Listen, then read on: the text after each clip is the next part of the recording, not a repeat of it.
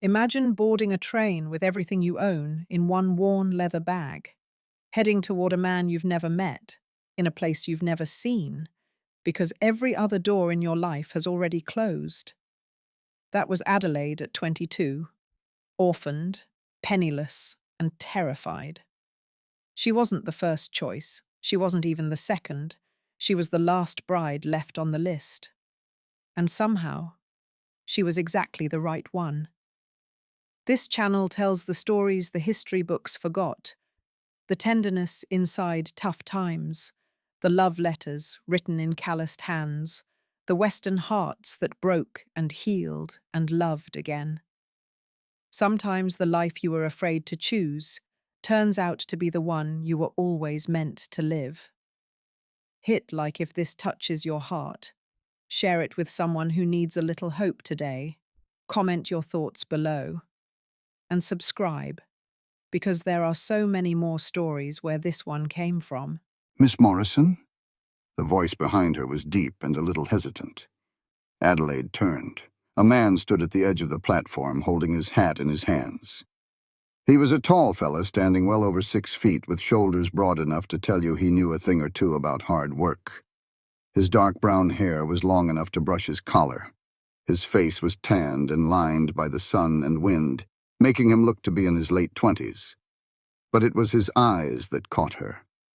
They were a stormy gray-blue, the color of the sky right before a mountain squall, and they looked at her with an expression stuck somewhere between hope and an apology. "Yes," she said, her voice coming out stronger than she felt. "I am Adelaide Morrison." "Isaac Barrett," he answered, stepping a little closer but keeping a polite distance.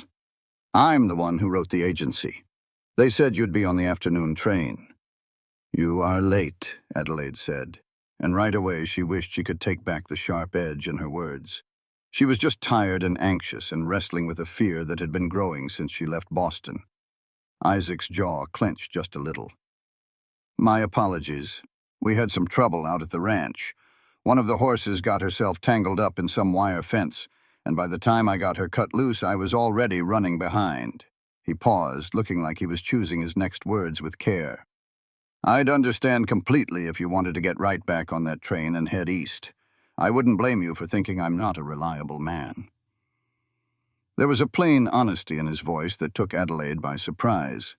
She had braced herself for a lot of things in this arrangement, but genuine decency wasn't one of them.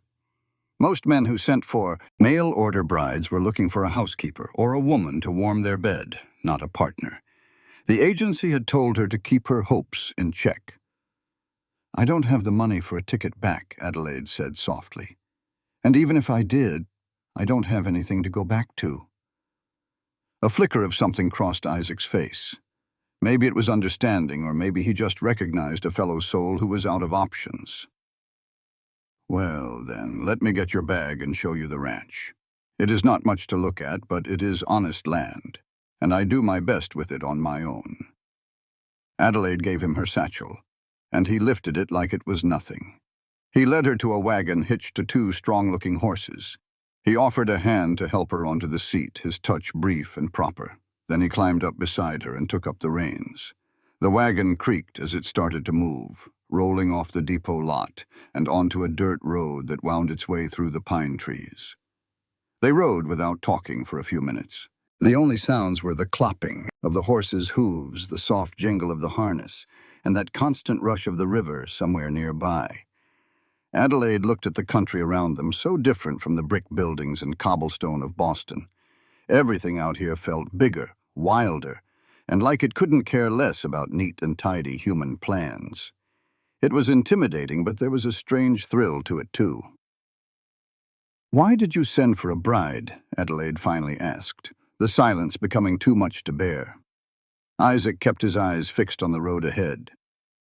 "The ranch is more than one pair of hands can handle if it's going to make it. And I suppose I got tired of my own cooking and having nobody to talk to but the horses." He cut a quick glance at her. "Why'd you agree to come all the way west to marry a man you've never met?" Adelaide thought about making up some grand story about seeking adventure or following her destiny. But the honesty he'd shown her deserved the same in return. My parents died from typhoid fever last winter. I don't have any brothers or sisters, and the house had to be sold to pay off their debts. I found work as a seamstress for 6 months, but the pay was hardly enough to cover a bed in a boarding house I shared with 5 other women. The marriage bureau seemed like the only choice I had that didn't end with me on the street, or worse. I am sorry to hear about your folks, Isaac said, and she could tell he truly meant it. Thank you, Adelaide whispered back. The ranch came into view after about another 20 minutes. It was a modest place, just as Isaac had said.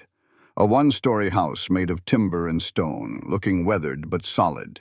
A barn that was showing its age but still looked useful. There were corrals holding about a dozen horses, and past them, open pasture that stretched all the way to the woods. In the distance, mountains rose up, their peaks still holding onto patches of last winter's snow, even in the late summer heat.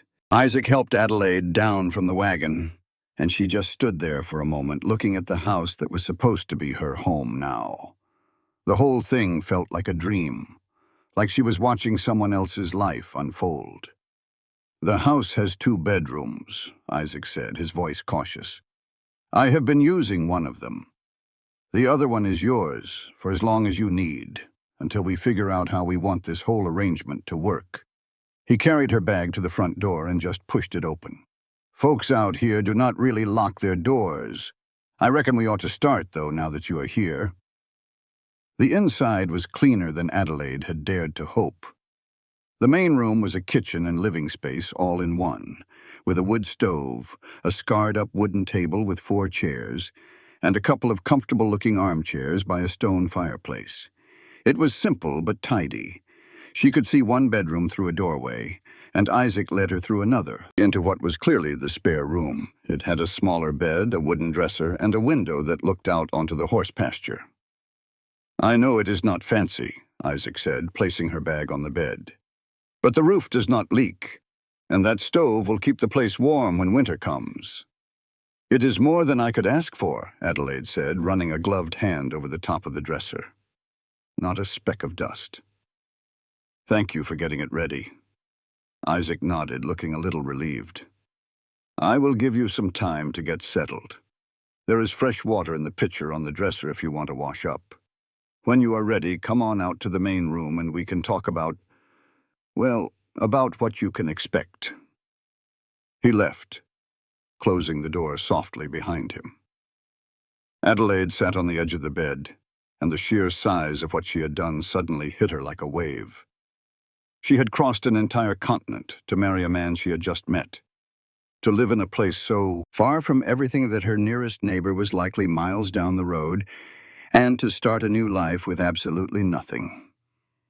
She gave herself exactly 5 minutes to feel scared and unsure. Then she stood up, unpacked her few things into the dresser drawers, washed her face and hands in the basin, and went to meet whatever was coming next. Isaac was by the stove, pouring coffee into 2 tin cups. He handed one to her as she came in, and they sat down at the table across from each other. I want to be straight with you about what I am looking for, Isaac started. I need help with this ranch. The work is hard, and there is more of it than one person can rightly handle. I am hoping you are willing to learn how to ranch, though I surely do not expect you to know how right now. In return, I can offer you a home, food on the table, and whatever protection I am able to give. He took a breath, his hands wrapped around his cup. As for the marriage part of it, the agency papers say we should get married within a month of you getting here, but I am not going to force you into anything you do not want. If you need some time to decide if you can stand living out here or stand living with me, I will give you that time. Adelaide took a sip of her coffee. It was strong and bitter, and it was somehow just what she needed. That is fair. I appreciate you being so considerate. She looked him right in the eye. I will not pretend I know the first thing about ranching, but I have never been afraid of hard work. I can cook and clean and sew, and I'm a quick learner. As for getting married, I came here fully intending to honor the agreement. But I agree with you.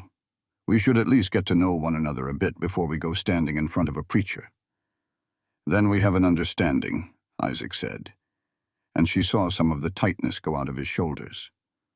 For now, we will just be partners. We will see how things go. No pressure, moving. They navigated the rest of the day in a careful dance, learning how to exist in the same space. Isaac gave Adelaide a tour of his land, talking about his hopes for more cattle, fixing up the old barn, and maybe getting some crops in the ground if the daily chores ever let up. Adelaide paid close attention, asking smart questions, and started to see that Isaac Barrett was a man whose big dreams were held in check by reality. His hopes were measured against the tough numbers of just getting by. That night, Adelaide made supper with what little Isaac had in the pantry: salt pork, beans, and biscuits. It was plain food, but she had a knack for it, and Isaac ate like he truly meant it. "This is the best meal I've had in months," he said, sopping up the last of the bean juice with his final piece of biscuit. "Well, your standards must be awfully low then," Adelaide shot back, but a smile touched her lips as she said it. Over the next few days, they settled into a routine. Isaac was up before the sun to see to the horses, and Adelaide would get up a little later to get breakfast going.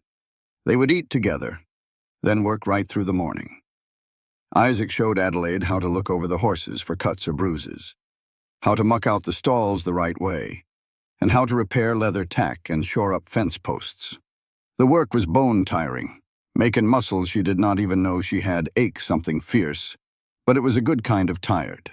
At the close of each day, she could look back and see what her hands had done. In return, Adelaide brought a sense of order to the house. She got the kitchen straightened out, washed and mended Isaac's worn-out clothes, and cooked meals that were hearty and different each night.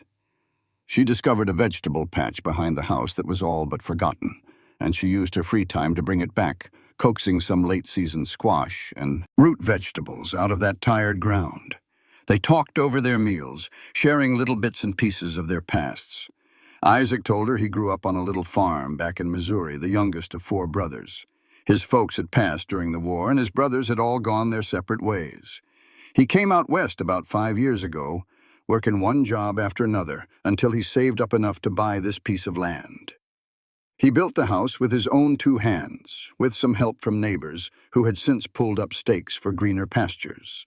Adelaide told him about Boston, about her father who worked as a clerk, and her mother who did sewing on the side to help pay the bills. She spoke of the fever that swept through their part of town, how she had cared for both her parents right up to the end, and how the landlord gave her just 1 week to clear out after they were gone.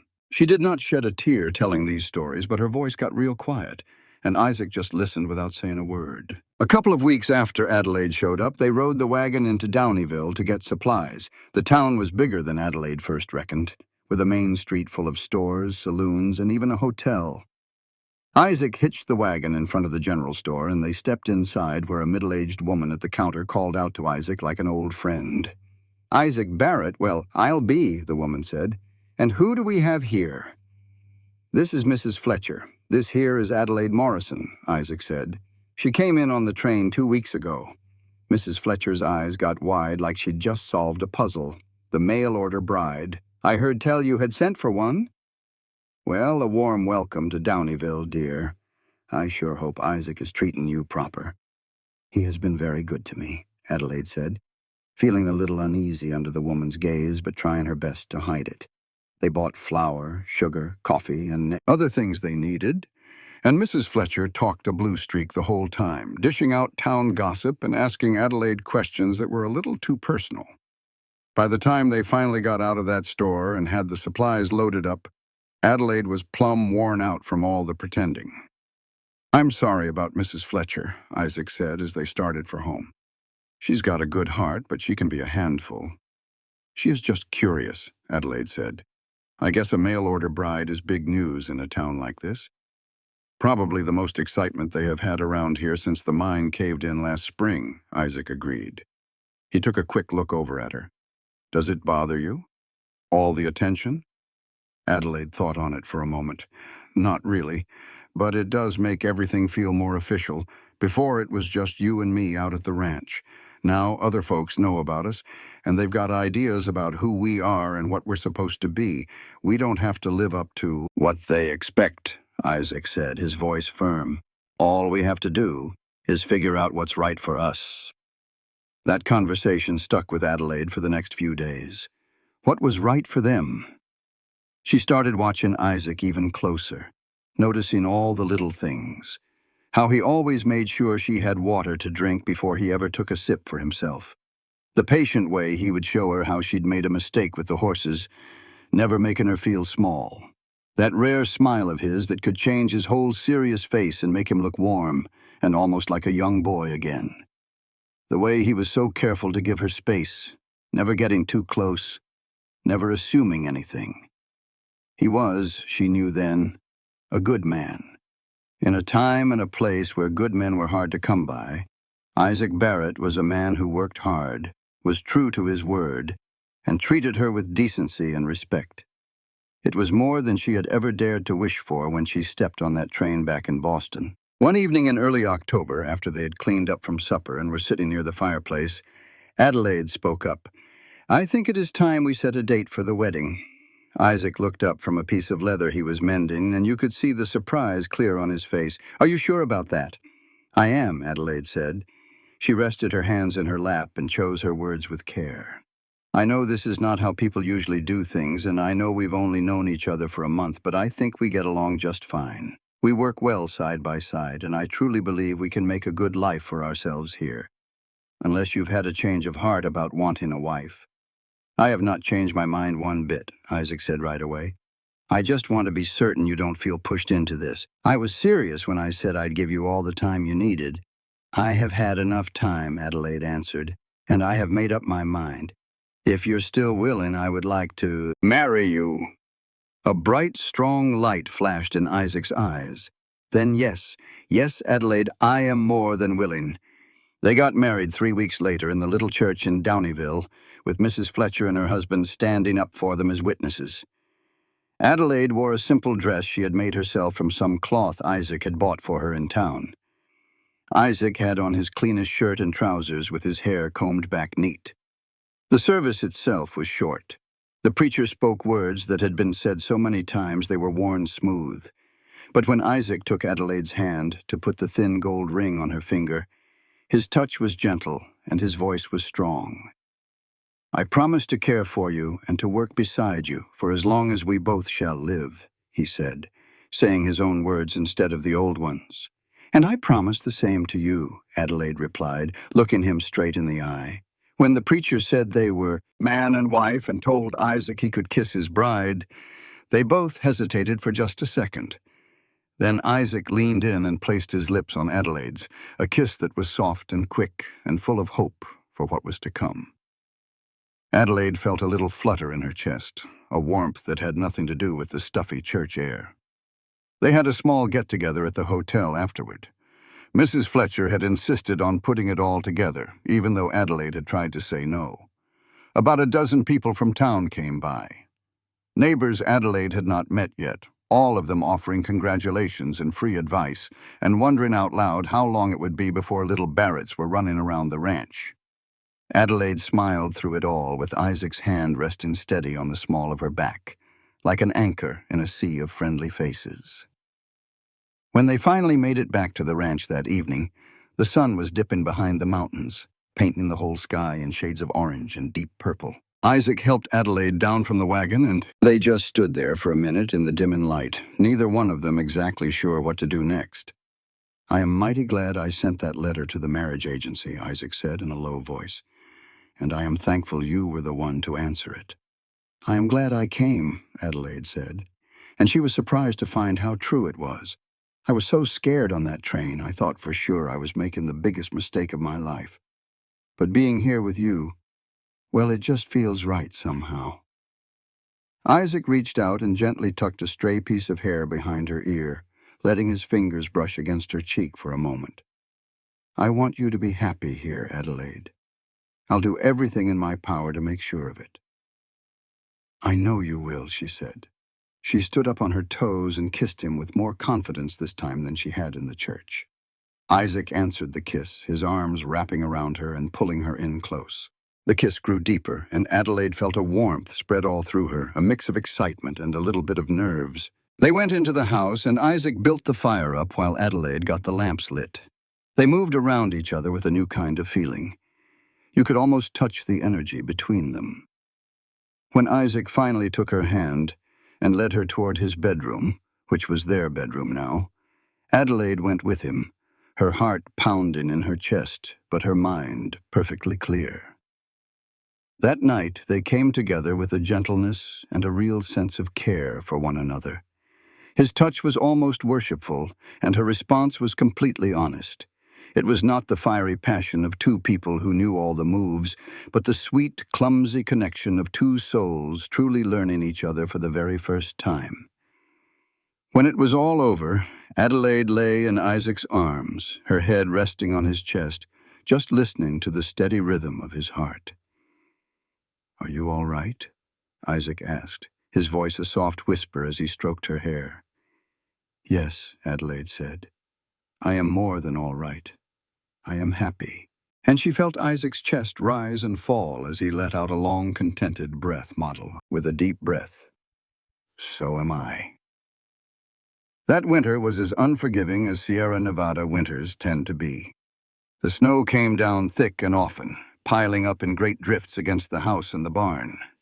Isaac and Adelaide fell into a rhythm, working side by side to make sure the horses were warm and fed, keeping the fires stoked and checking that their food supply would see them through to the spring thaw. The sense of being cut off from the world was immense. On some days, all they saw was an endless blanket of white in each other's faces, but Adelaide discovered she didn't mind one bit. The very same ranch that felt so big and empty when she arrived now felt like a warm, safe harbor from the bitter cold outside. Her days were filled with cooking, mending clothes, and reading from Isaac's small shelf of books.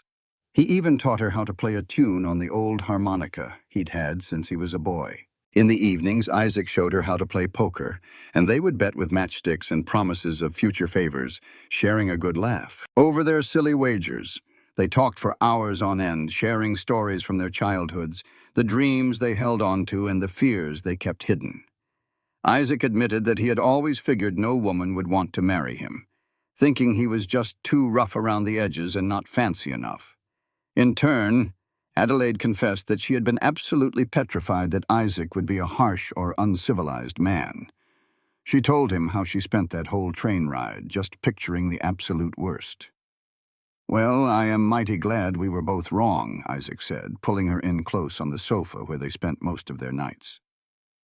"Me too," Adelaide whispered, placing a soft kiss on his chin. As they got more and more comfortable with one another, their bond in the bedroom grew deeper too. What had started out as cautious and new became a confident and loving closeness. Adelaide came to find that Isaac was a thoughtful and patient lover, and she learned what brought him joy as well. They found comfort in each other's arms many times during those long winter months, sometimes in a rush of passion, other times with a slow and easy pace, but every time with more affection than the last. By January, Adelaide knew in her heart she was pregnant. Her monthly cycle had stopped, and a wave of sickness would hit her most mornings. She gave it a few more weeks just to be certain before she worked up the nerve to tell Isaac, worrying over how he might take the news. She picked a quiet night in February after supper was done. "Isaac, I have something I need to tell you." He glanced up from a piece of wood he was carving, his face open and waiting. "What is it?" "I am carrying a child," Adelaide said plainly. "I am pretty sure I'm about 3 months along." Isaac froze right where he was, his whittling knife still in the air. Then a slow smile stretched across his face, a real, honest-to-goodness smile that was just full of pure joy. "Is it true?" he asked. "It's true," Adelaide confirmed, a matching smile blooming on her own face. Isaac put down his carving and came over to her. He knelt down by her chair and gently took both of her hands in his. "Adelaide, that is the most wonderful news. Are you happy about it?" "I am," she said, and a great wave of relief washed over her at his joyful face. "I was a little scared to tell you, but yes, I am so very happy." "Scared? What in the world would you be scared for?" Isaac asked, truly looking confused. "I just was not sure if you wanted to have children this soon," Adelaide admitted. We have only been married for 6 months. Adelaide, I could not dream of better news, Isaac said with all his heart. He leaned forward and rested his forehead against their clasped hands. A baby. Our baby. Lord, I am so happy I feel like I could holler. Please do not, Adelaide laughed. You will spook the horses. Isaac looked up at her, his eyes shining bright. I am going to be a father, and you are going to be a mother. We are going to be a real family. That night they lay awake in bed, just talking about what was to come. Would it be a little boy or a little girl? What kind of names did they like? How would they make room for the baby when it came? Maybe they should add another room onto the house. Their conversation carried on deep into the night, as both of them were just too full of excitement to even think about sleeping. The pregnancy moved along smoothly. Adelaide had her share of morning sickness for the first few months, but it let up by the time April rolled around. Her body began to change, her belly growing rounder with the new life inside.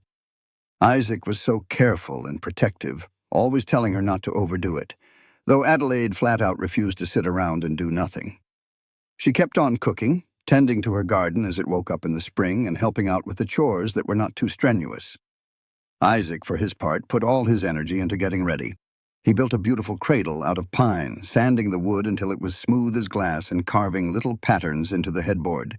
He even added on to the house, building a small nursery right next to their bedroom. He bought soft fabrics from town, and Adelaide sat and sewed tiny little outfits, amazed at just how small they were. Then in June, about a month before Adelaide was due, some folks they did not expect showed up. A wagon pulled up to the ranch, and in it were a man about Isaac's age, a woman who looked a little younger, and 3 children who seemed to be somewhere between 5 and 10 years old. "Thomas Whitmore," the man hollered as Isaac and Adelaide stepped out of the house. "You likely do not remember me, but we worked a job together at the small 6 outfit a few years back. I heard you had a place out this way, and figured I would stop in on our way past." A look of recognition spread across Isaac's face. "Thomas, I do remember you. It is good to see you." He shook Thomas's hand warmly and then said hello to his wife Helen and their kids. "We are making our way north to Oregon," Thomas said. "Looking for a fresh start, but we wanted to stop and say howdy." "Well, you have to stay for supper," Adelaide insisted. "Please, we do not get visitors nearly enough." The Whitmores gladly accepted, and the 2 families passed a pleasant evening together. The children tore around the ranch, just happy to have the space to run. The grown-ups sat and talked while Thomas and Helen told them stories about their journey and the hardships of moving a family clear across the country. In turn, Isaac and Adelaide talked about life on the ranch, the baby on the way, and all their hopes for the years ahead. "You 2 seem to fit together real well," Helen remarked, watching Isaac and Adelaide interact. "It is a right nice thing to see. A lot of marriages out in these parts are just about what is convenient or necessary." "I suppose ours began like that," Adelaide confessed quietly. "I came out here as a mail-order bride, the very last one they had that season. But it has turned into something so much more than convenient."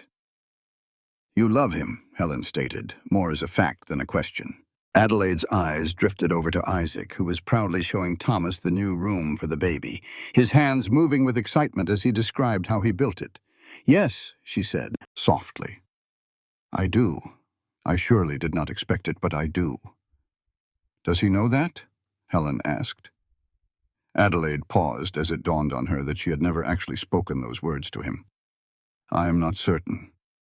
We have not ever talked about it like that."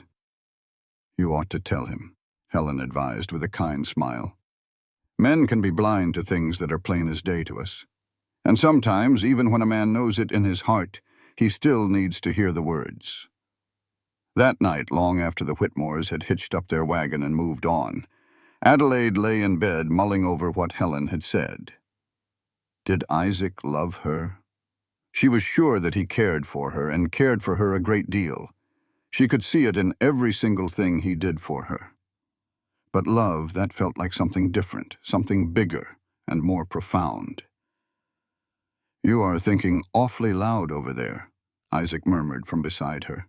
his warm hand resting on the curve of her belly. "What is weighing on your mind?" Adelaide shifted to face him in the dim light.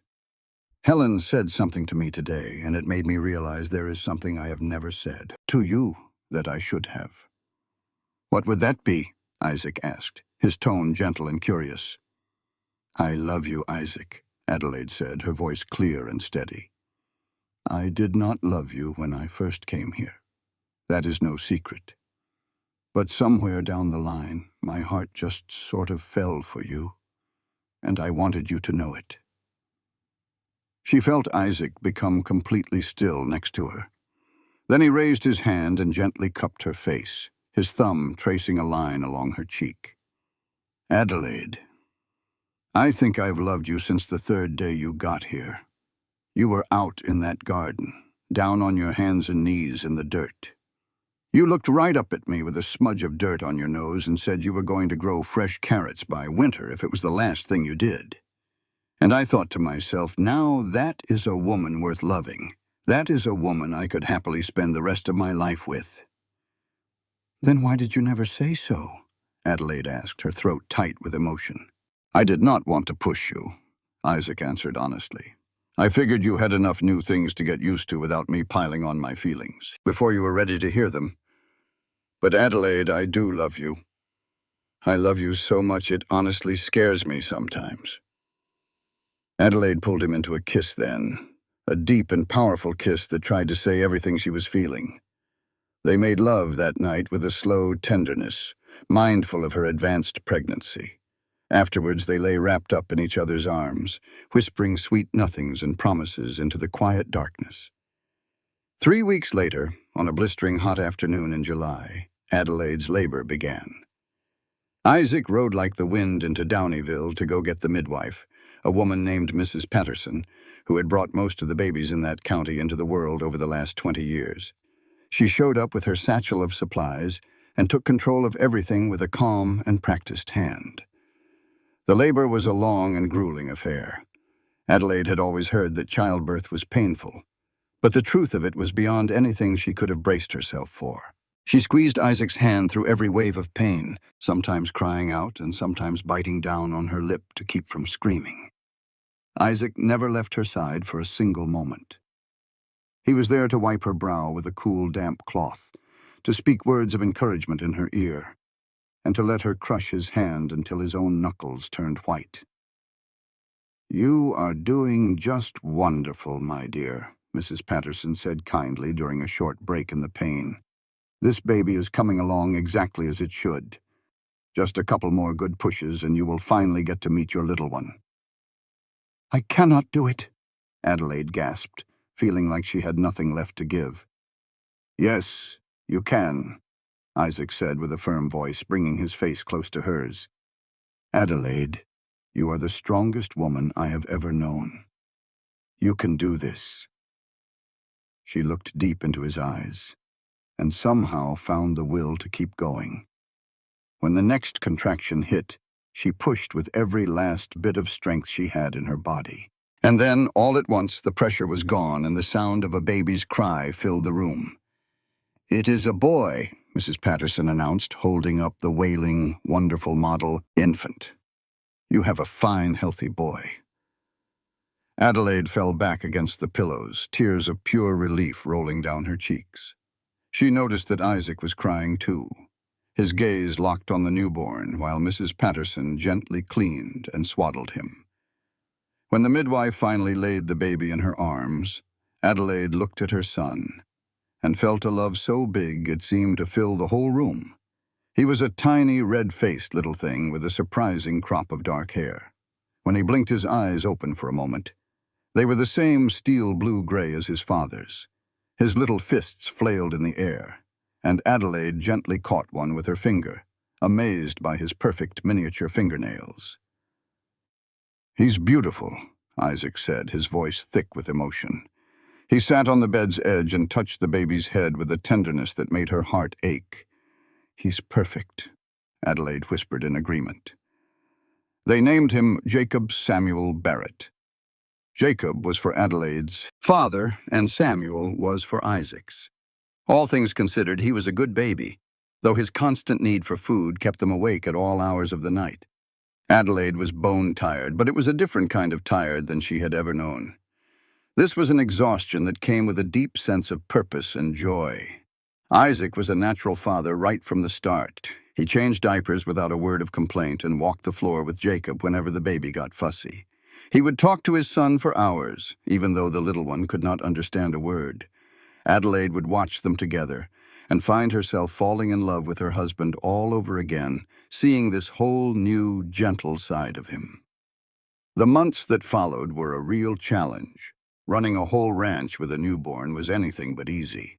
But they found a way, working as a team just like they always had.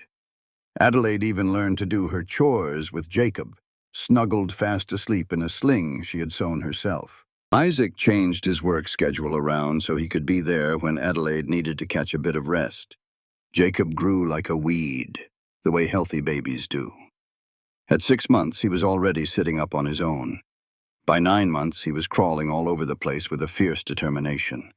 The little house that once felt so quiet was now filled with the sweet sounds of a baby's laughter and happy gurgles. They had to put up gates to keep Jacob from wandering into places he should not be. Isaac even built him a small playpen, a safe little spot where he could play while they worked close by. For Jacob's first birthday, they had a small get-together and invited the few neighbors who lived within a reasonable ride. Mrs. Fletcher and her husband came, along with the preacher and his wife, and 3 other families who worked the land nearby. It was a simple party, but Jacob loved all the attention, proudly showing everyone how he could stand up by holding on to the furniture. "You have done well for yourself," Mrs. Fletcher told Adelaide. They were watching Isaac gently toss a giggling Jacob into the air. "The ranch is doing great. You have a beautiful, healthy son, and it is plain to see that you and Isaac are happy. That is more than most folks ever find." "I know," Adelaide said quietly. "Sometimes I think back to that day I first got off the train, how scared and unsure I was. I never could have dreamed of having all this." "Well, life has a funny way of surprising you," Mrs. Fletcher said with a smile. "Usually for the better if you're brave enough to take the chances it gives you." Later that night, long after the guests had gone home and Jacob was sound asleep in his cradle, Adelaide and Isaac sat together on the porch, watching the stars pop out in the darkening sky. "Do you ever regret it?" Adelaide asked softly.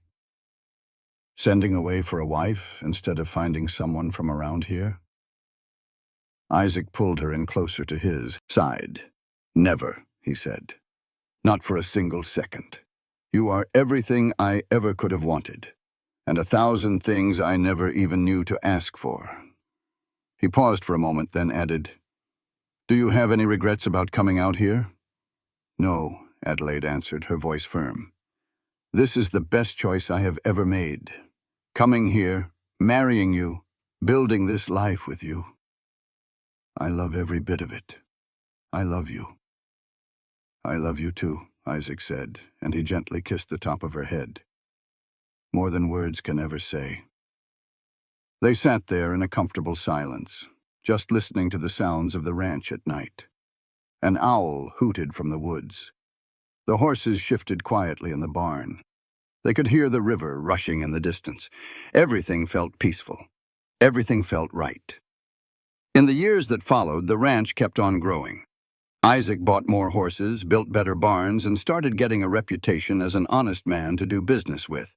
Adelaide made the garden bigger and learned how to can and preserve their food, making sure they always had more than enough put away for the long, hard winters.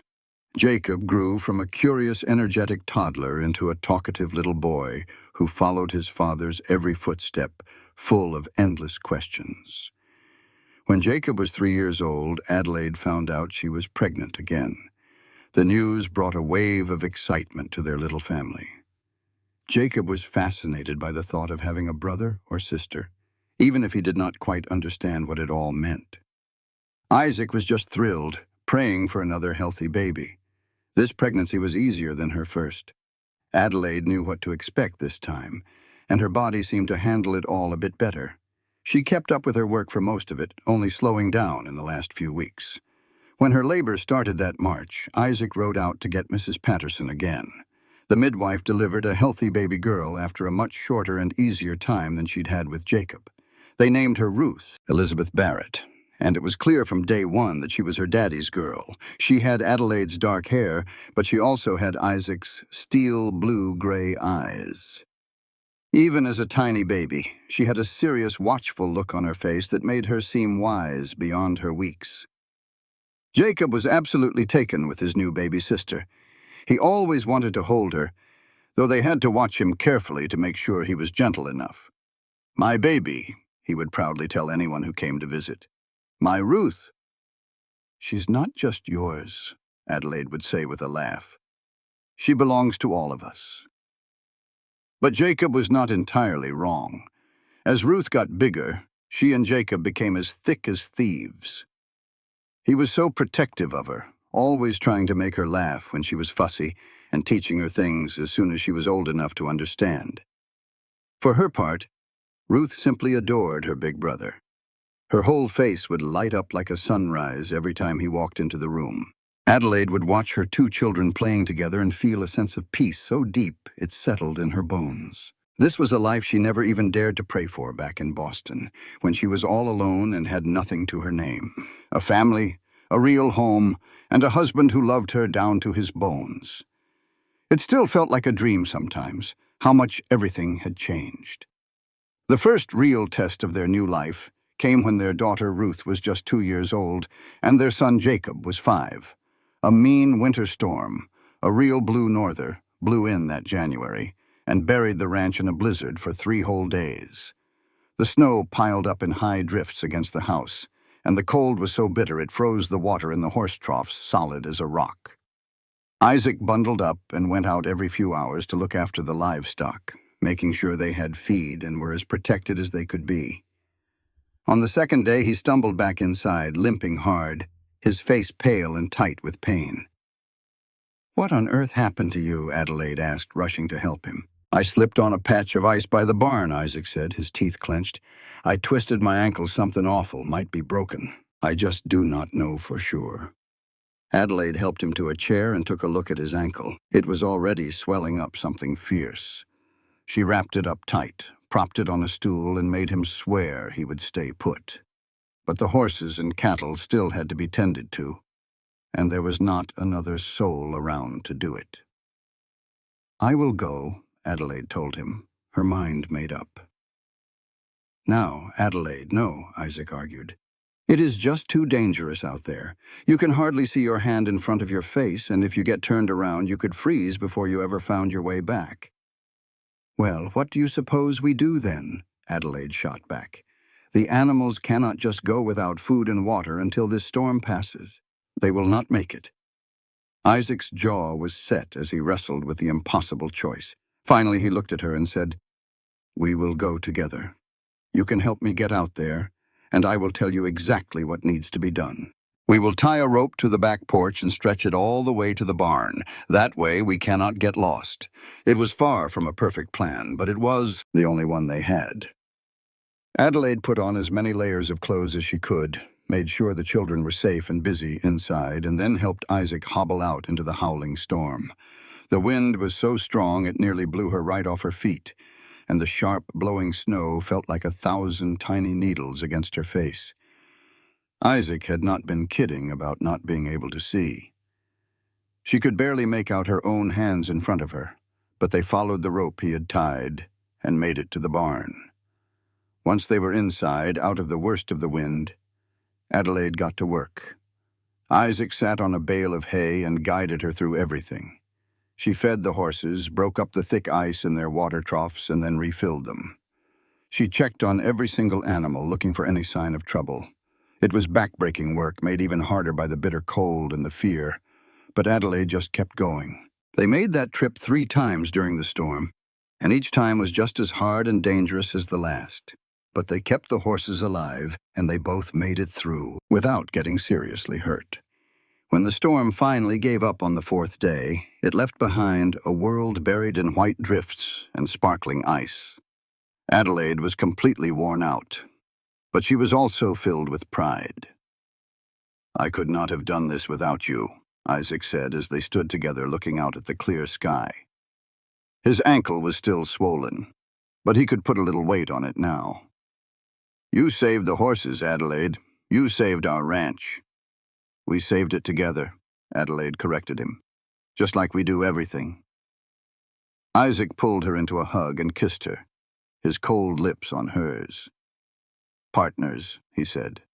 "Always," Adelaide agreed. The years kept rolling on, following the steady rhythm of life on the ranch.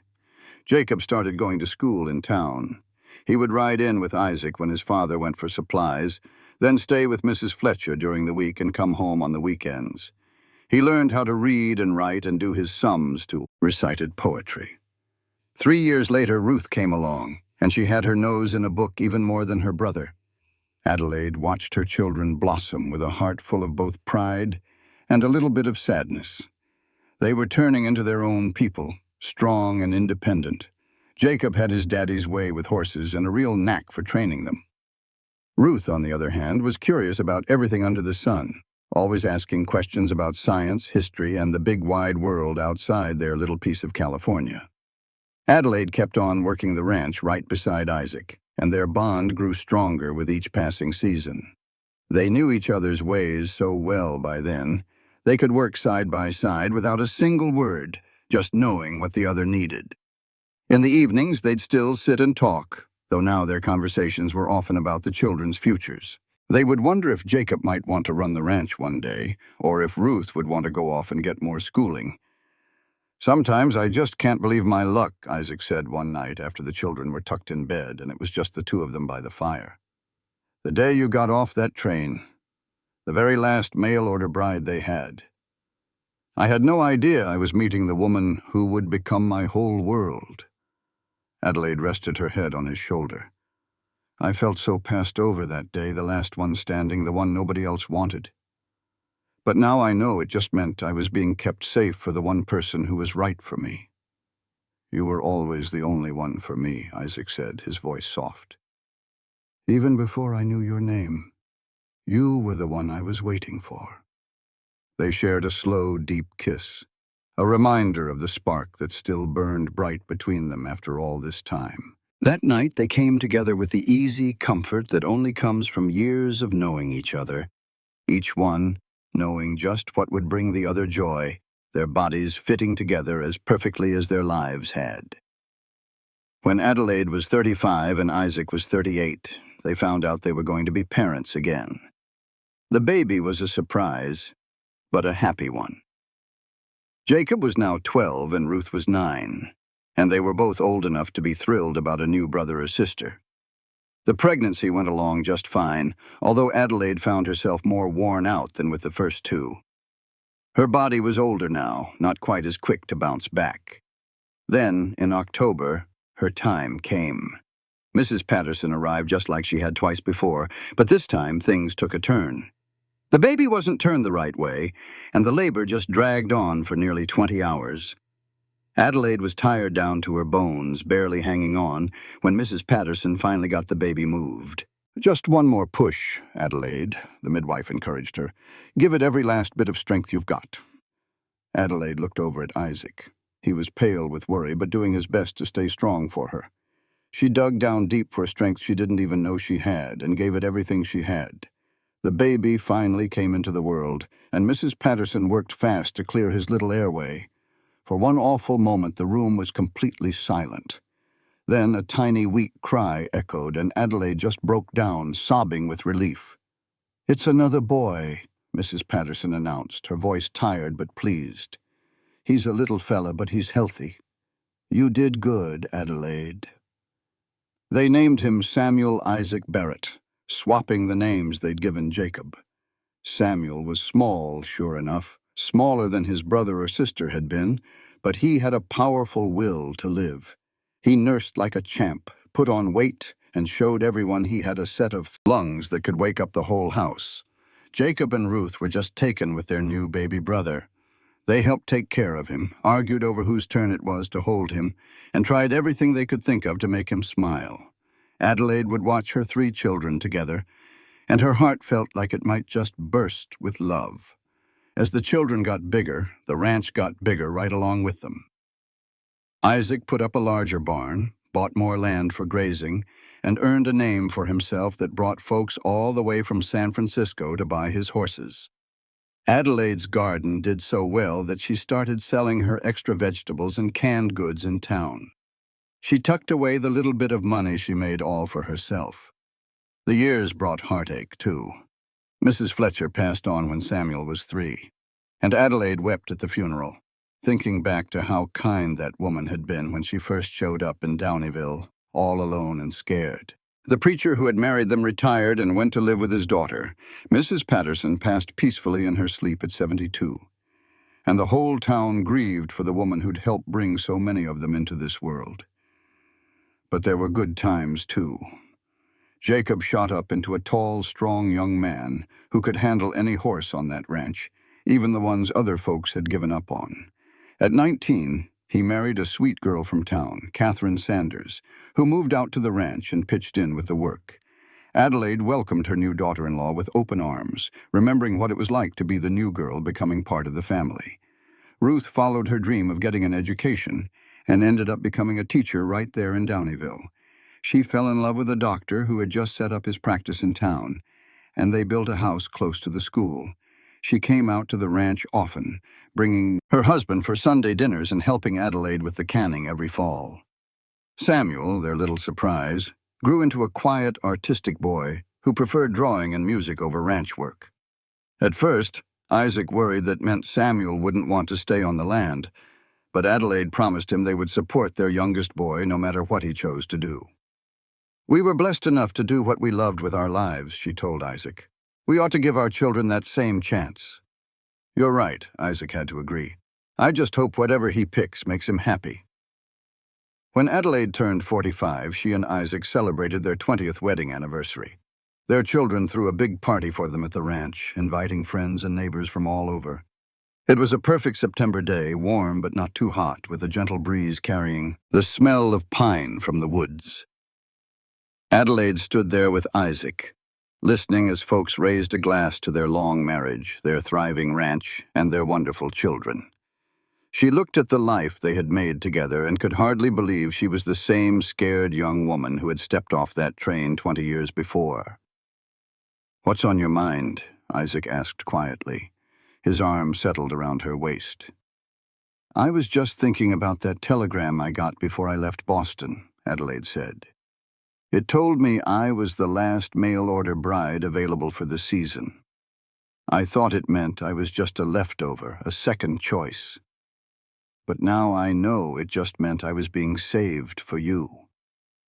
Isaac's eyes looked a little shiny. "You were never a leftover, Adelaide. From the second I laid eyes on you on that platform, you were everything. And every day since has just proven that you were the exact wife, the partner, the person I was meant to have." "And you were exactly what I needed," Adelaide replied. "Even when I didn't know what I was hoping for, you were more than I could have imagined. You gave me a home, a family, and a love I never thought was possible." They kissed right then and there in front of all their guests, who all clapped and cheered. Their children groaned a little, embarrassed but loving it. And Adelaide could see the pure happiness on their faces, the kind of security that comes from growing up in a house filled with real love. The years kept rolling by. Jacob and Catherine had children of their own, twin girls that Adelaide loved to spoil rotten. Ruth and her husband had a son, a serious little fellow, just like his mama. Samuel did end up leaving the ranch, moving to San Francisco to study art, but he came back to visit all the time and always called the ranch his home. Isaac's hair went from dark brown to silver, and Adelaide found silver threads in her own hair, too. They didn't move as fast as they used to, their bodies showing the signs of decades of hard work. But they were healthy, they were happy, and they were still so very much in love. For their 30th anniversary, they did something they hardly ever did. They took a trip together, leaving the ranch in Jacob's good hands, and went to San Francisco to see Samuel. The city was a whole lot to take in after so many years out in the country. But it was exciting, too. Samuel showed them his art studio, his paintings that were selling, and the new life he had made for himself. Adelaide was just so proud of her youngest, and so thankful he had found his own way. "Do you ever wish you'd had a different life?" Samuel asked one evening as they were walking through Golden Gate Park. "Something easier, maybe?" Adelaide thought about his question for a good long while.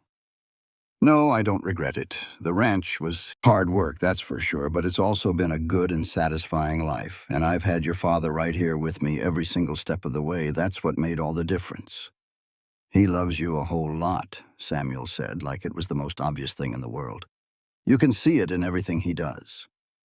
"And I love him," Adelaide said, plain and simple. "More now than I did when we first got married. And I didn't even think that was possible back then. Love grows, Samuel.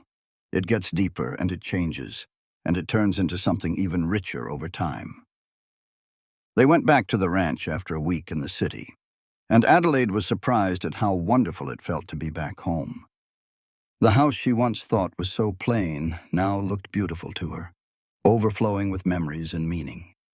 The land that once seemed so scary now felt like an old, comfortable friend.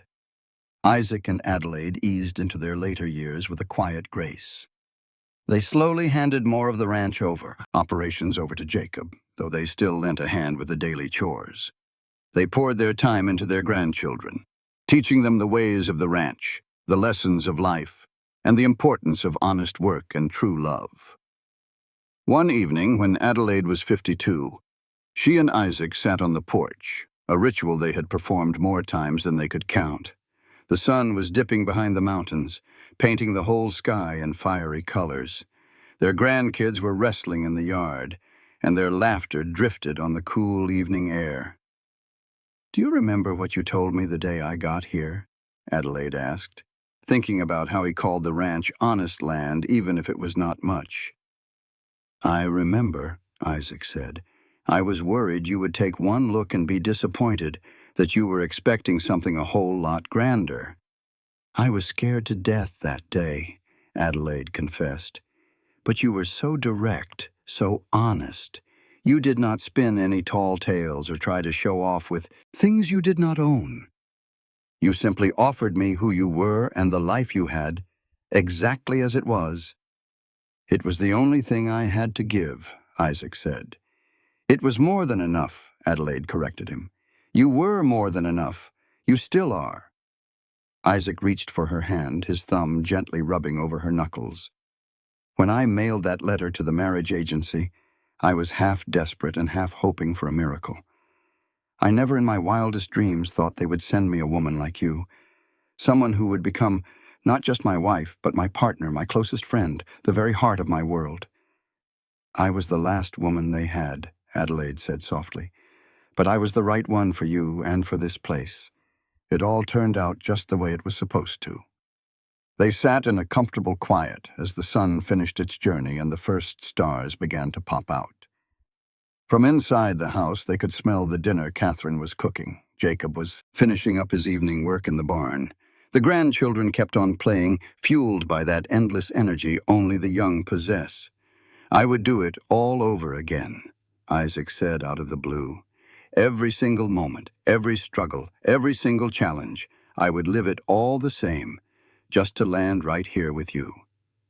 "Me too," Adelaide agreed. She rested her head on his shoulder, taking in his familiar smell of leather, hay, and home. "Me too." As the years rolled on, Adelaide and Isaac watched their family tree branch out and grow strong.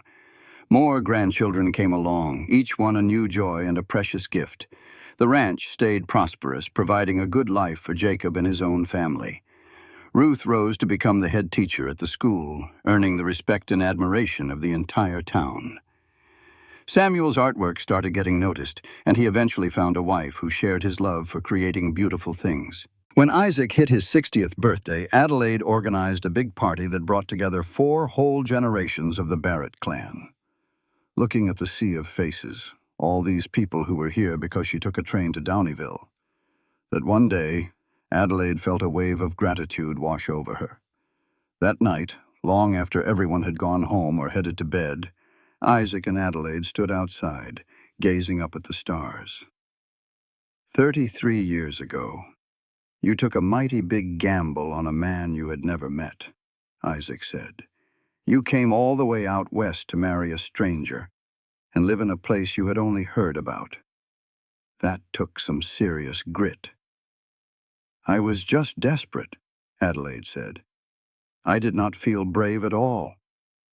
But you were, Isaac insisted, and you have been brave every single day since then. Brave and strong and just plain wonderful. You turned this ranch into a real home, Adelaide. You are the one who made my life mean something. Adelaide turned to him, placing her hands on his weathered cheeks. And you gave me a reason to find my courage. You taught me what love could really be, what being partners truly meant. Every good thing in my life started the day I stepped onto that platform. And you were there waiting for me. They shared a soft, sweet kiss. A kiss filled with 3 decades of love, promises kept, and a life built together. All around them, the ranch was quiet beneath the stars, standing as proof of what 2 people could create when they found each other. The years kept coming, each one weaving another thread into the beautiful story of their shared life. There were tough times because life always brings them. A fire broke out in the barn one year, but they thankfully got it under control before it could spread. A long drought tested their grit and their ingenuity. In his late 60s, Isaac's health started to fade, his heart losing some of its old strength. But they faced it all, side by side, just like they always had. Adelaide stayed strong deep into her 60s, her hands still nimble and her mind as sharp as ever. She took care of Isaac whenever he needed her, just as he had nursed her through 3 pregnancies and more sicknesses than she could remember. Their children and grandchildren gathered around them, a fortress of support and love. On a bright spring morning when Adelaide was 68 and Isaac was 71, they woke up in the bed they had shared for over 40 years. Isaac's breathing was shallow, his face ashen. Adelaide knew, with the kind of certainty that comes from knowing a person's soul, that this was the beginning of their final chapter together. She sent word for their children, and they all hurried over.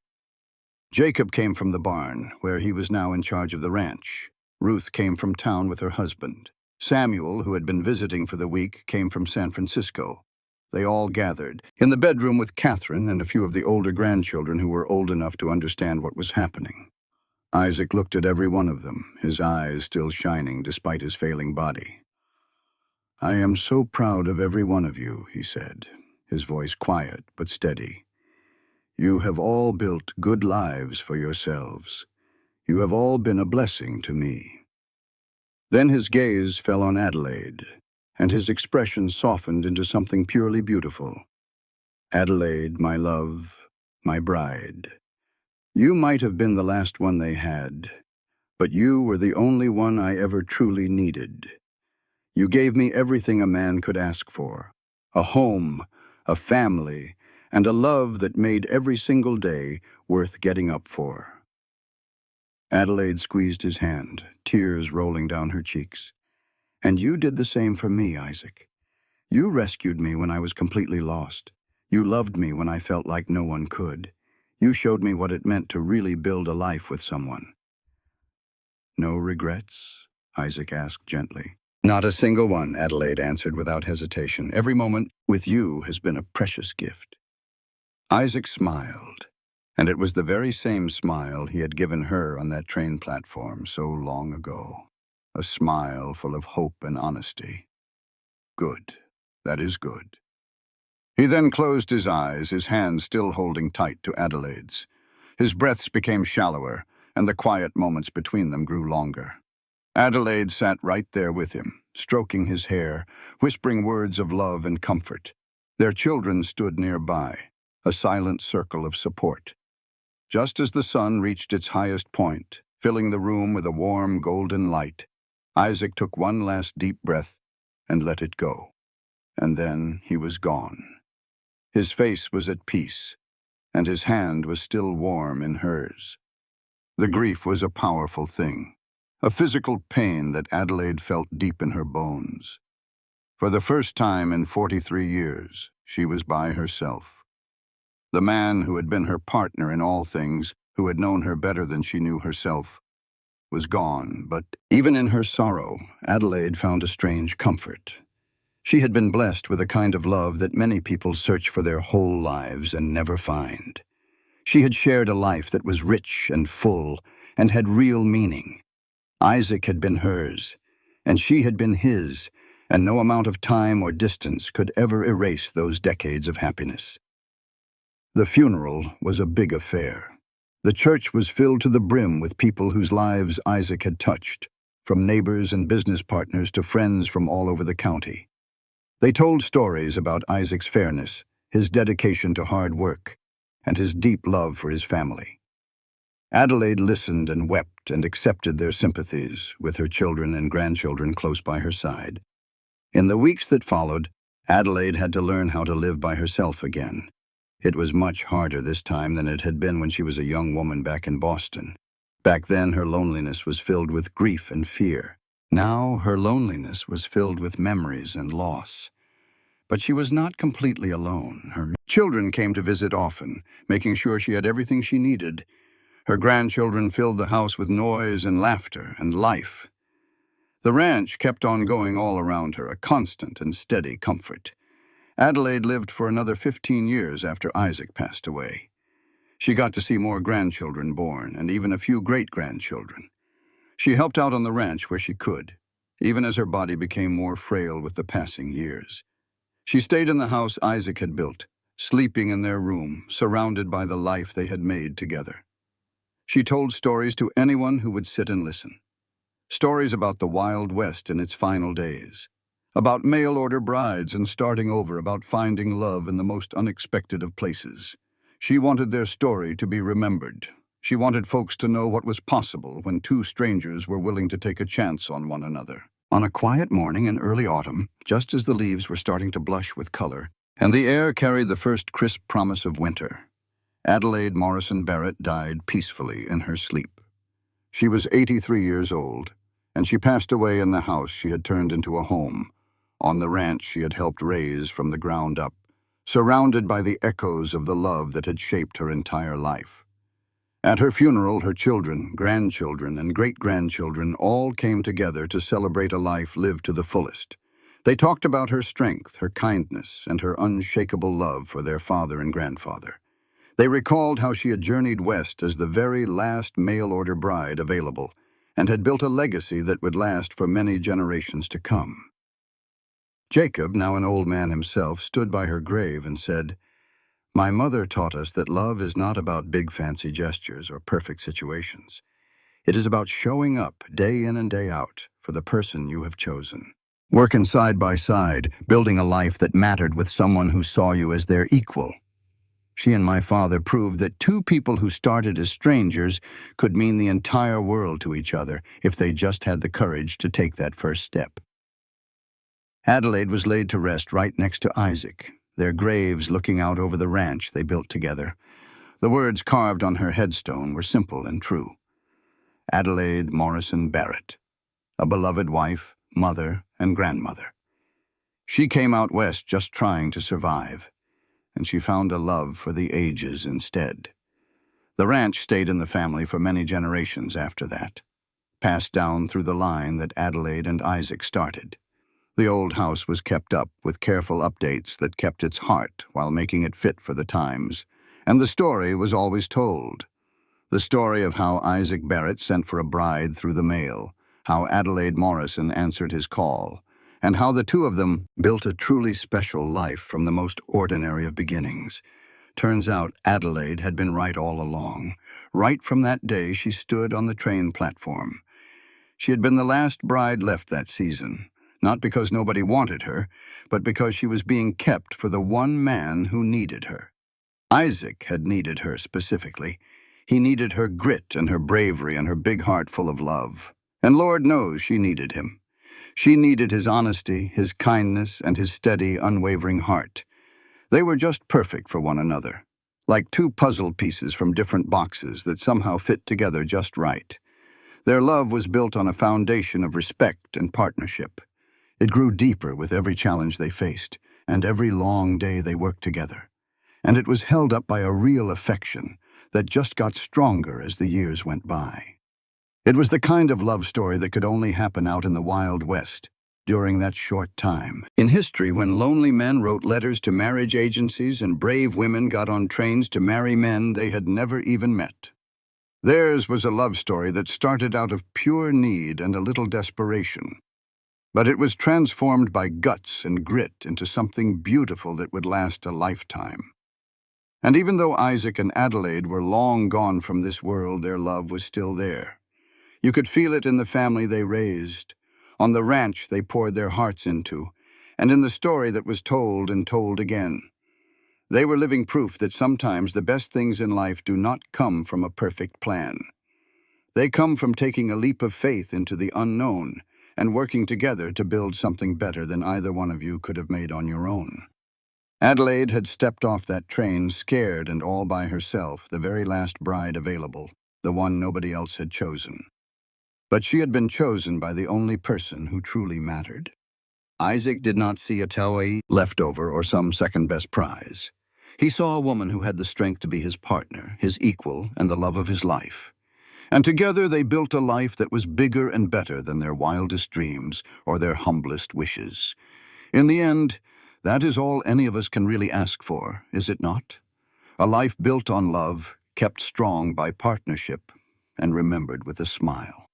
They found it together, the hard-working cowboy and his mail-order bride, and their story will be told long after they both return to the dust. Lord knows they earned it, working so faithfully side by side all those years. This content was carefully researched, developed, and manually edited by our team to deliver meaningful stories with valuable life lessons. Every narrative is crafted to entertain, inspire, and empower our audience. We believe that great stories can change lives, and we are committed to bringing you content that matters. Thank you for being part of our community.